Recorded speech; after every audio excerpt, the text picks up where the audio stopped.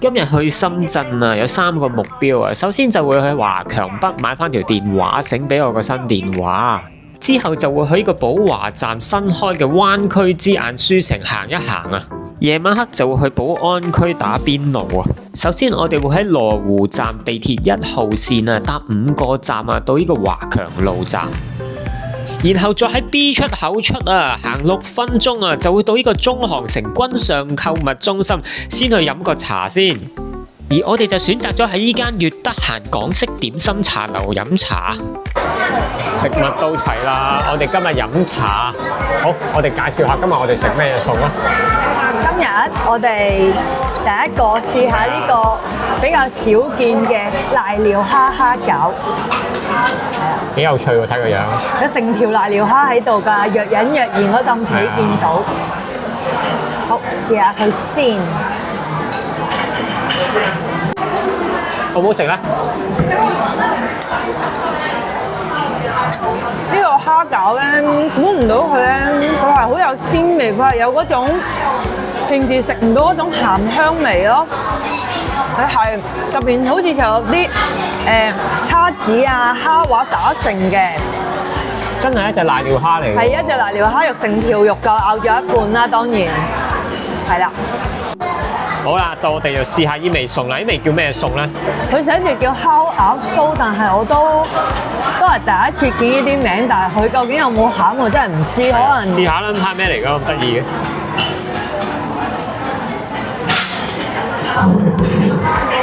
個烤鴨酥入邊有餡㗎喎，睇下咩餡嚟㗎先。烤鴨酥咩味咧？佢個酥皮咧好脆，入邊咧佢係有啲好似叉燒酥嘅餡喺入邊咯。不過個造型係真係幾得意嘅，成隻燒鴨咁嘅樣咯。咁我哋試下個紅米腸啊！呢個咩味嘅時候有冇食？紅米腸我最中意食紅米腸㗎啦，我對紅米腸係非常之高要求㗎。呢個酸辣醬啊！個紅米腸味道如何咧？哇，個紅米腸都唔錯嘅，新鮮炸成，佢浸皮係真係好脆嘅。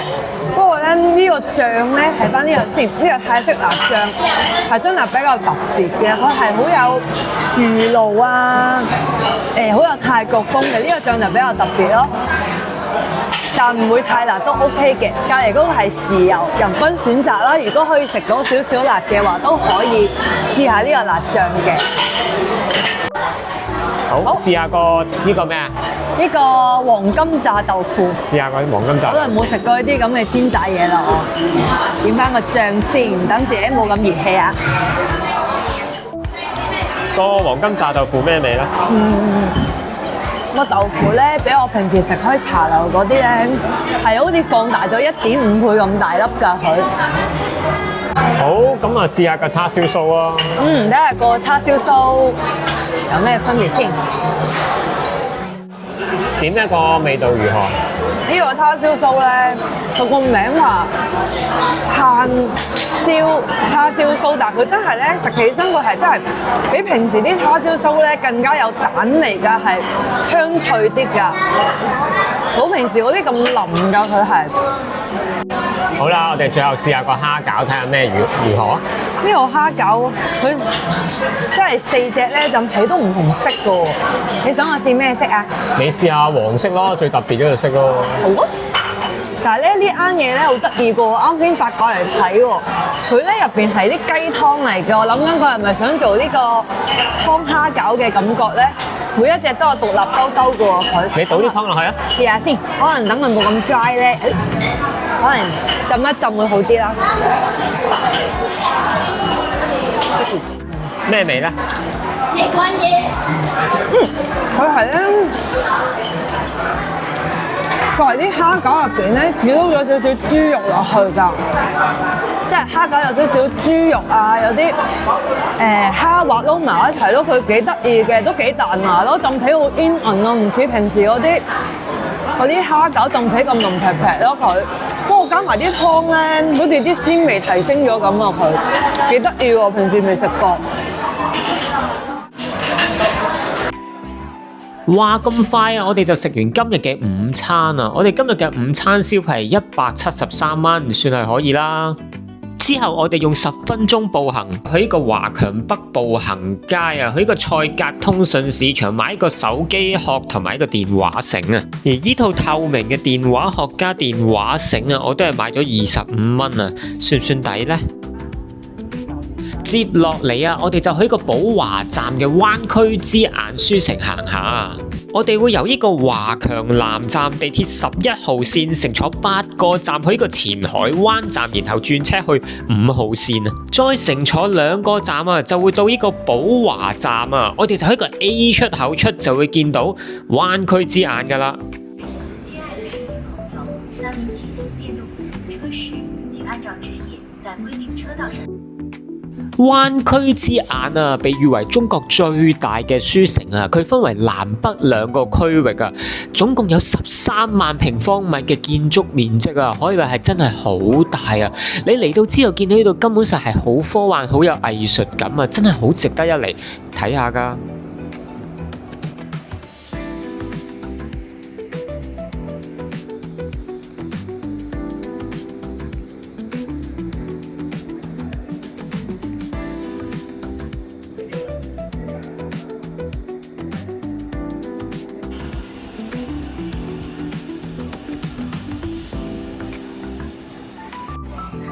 哦，呢度間 mini 數都幾大，你睇下，書城有間咁大嘅 mini 數。哇，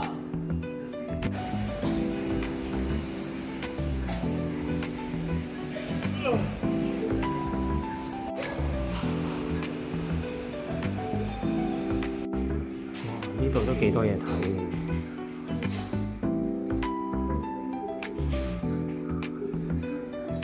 有啲模型喎，有頭先出邊嗰隻大模嘅縮小版。哇！呢度有嗰個發射台嗰個模型紙做，大家有睇過嗰套美劇就應該知道，就係呢個發射站接收外星人訊息。仲有砌貨賣添啊！都係嗰個發射站嘅砌圖。呢度呢，有個咁嘅空間喎，咁似迪士尼啲遊戲嘅。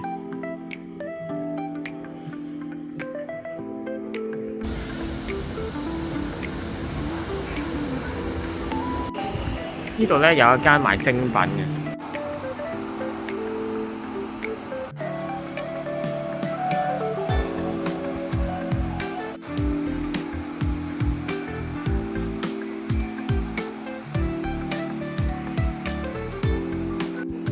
呢度就係嗰個博物館啦，喺度買票入場，裏面應該可以兜一個圈啦，就喺度出返嚟。不如買個金飯碗，唐朝嘅呢個，入邊有蓮花飯，係啊，拎嚟開飯，拎嚟食飯。有卡通版，卡通版，幾搞笑嘅卡通版。唔似咩？想扮阿楊貴妃啊！呢個唔係楊貴妃嗰個，武則天啊！貴人嗰啲咧，有隻金碗。呢間叫景之南喎，應該買啲耳環啊嗰類嘢。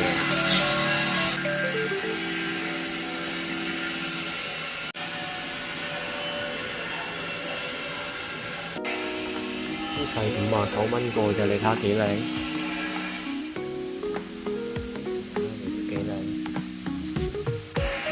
呢張關公真係靚到，你睇下立體㗎佢，成為3980蚊。呢張都好靚，哇！呢啲佛像掛牌都好靚。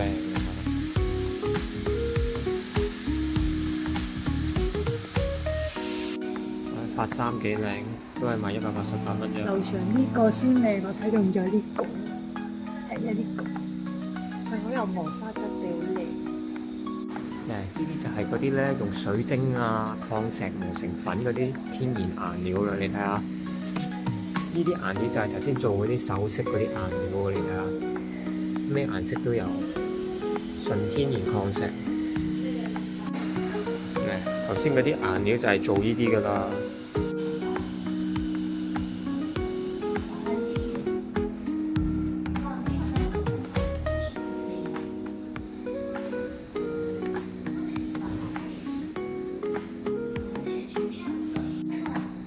有個體驗工作坊啊，大家可以嚟呢度體驗下1、200一起咋。嗱，呢度有一間兒童書店嘅喎，嚟入去睇下。你睇下，好大㗎，都係賣細路仔書，可以帶小朋友嚟買下啲兒童書咯。呢度有間美術館喎，入去睇下先。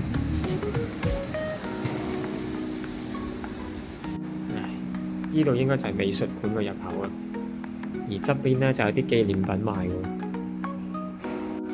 有犀牛嘅環保袋，好似去咗非洲咁樣咯，有雞，有鹿啊！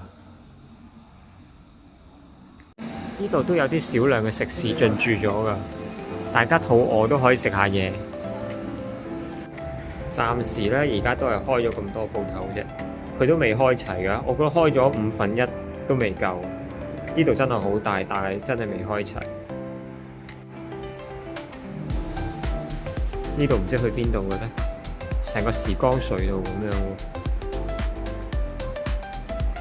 哦，依間嘢又唔知買咩嘅咧，好似買嗰啲手信喎，入去睇下先。嚟買啲手信啊，諸如此類嘢。嗰塊鏡嚟嘅，睇佢差幾多塊。你哋睇下，係鏡咯，有啲線畫啊，有啲福嘅字畫啊，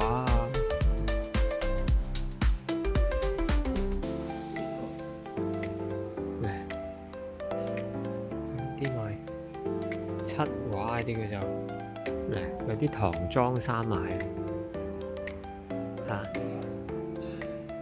都幾有趣啊！又一間賣工藝品㗎啦，入去睇下先。哇！呢度都幾大喎。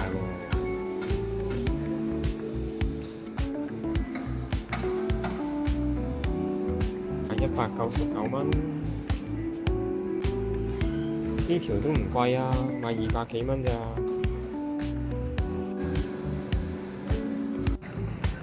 我哋就行完呢個灣區之眼啦，之後就喺門口攞單車去另外一個商場食晚飯啊！我哋去大千里啊！踩單車嘅車程啊，大概會用16分鐘啊！我哋途經呢度有個叫一方中心喎，好似都幾大喎，下次過嚟睇下有咩睇先。哦，原來呢度就係寶安一方城啊！啊，過嚟睇下先，下次真係。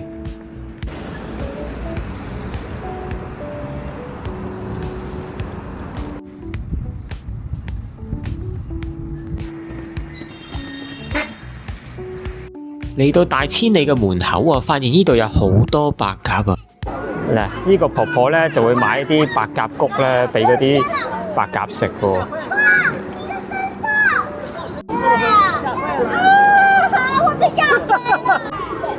嗱，婆婆咧就係會有個哨子嘅，一吹啲白鴿就會走晒過揾佢嘅。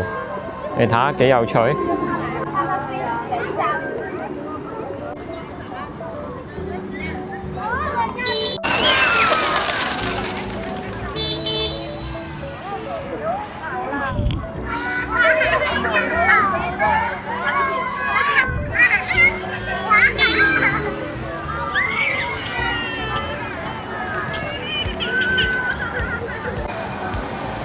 到咗大千里啦，你睇下幾靚呢度，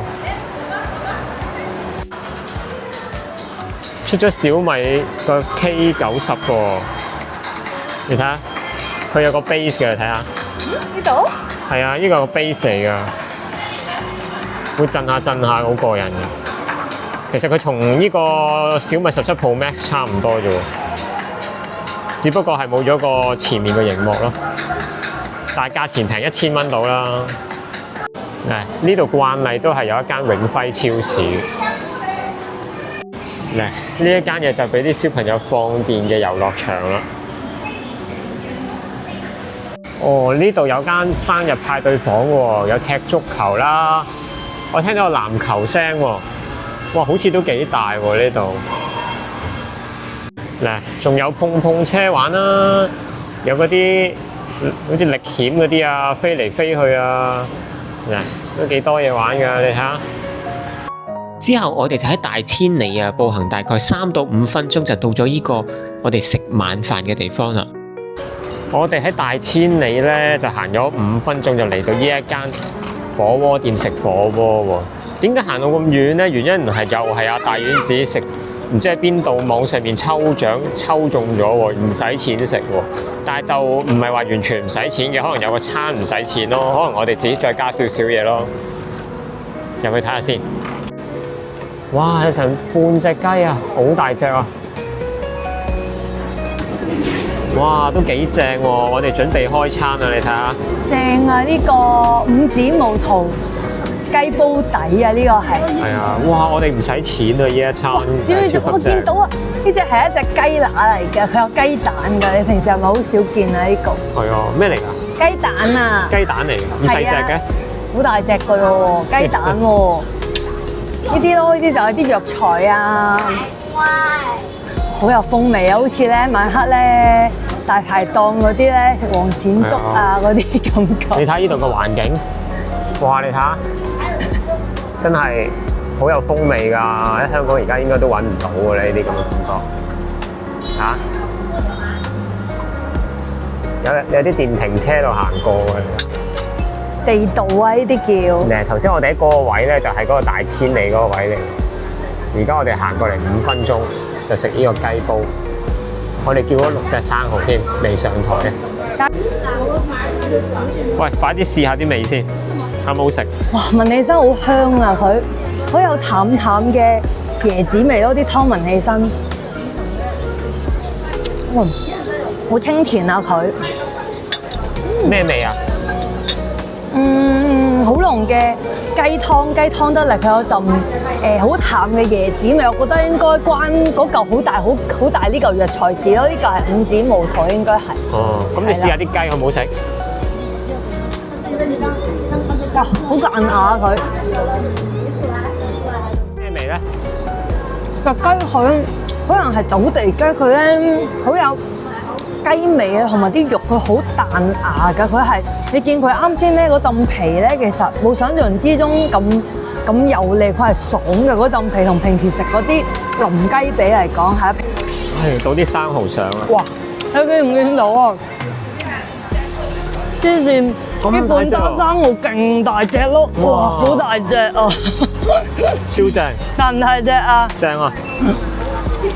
好進步啊！啱啱入秋就進步啦。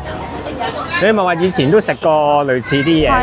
因為以前呢頭咧，佢以前其實如果食宵夜咧，呢頭咧會比較多嗰啲宵夜檔嘅。其實而家都係嘅。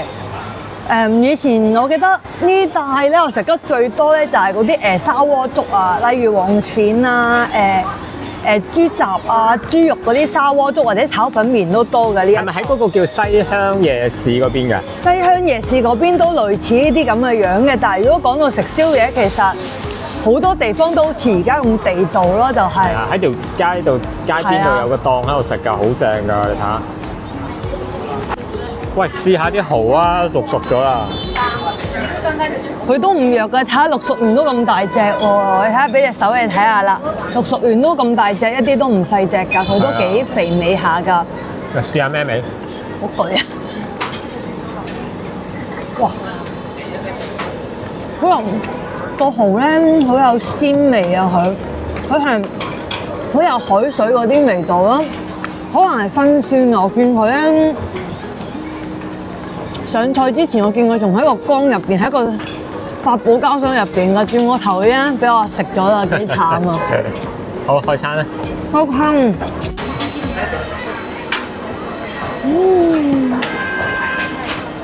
哇！咁快我哋就食完今晚嘅晚餐啊！基於我哋今晚嘅雞煲係唔使錢㗎，我哋只係叫咗半打生蠔同埋一啲響鈴啊！我哋嘅消費大概係60蚊啫，只係真係超級抵啊！最後啊，我哋總結下今日嘅總消費，同埋啊，請大家 like 同 subscribe 下我哋嘅頻道啊！多謝晒各位啊！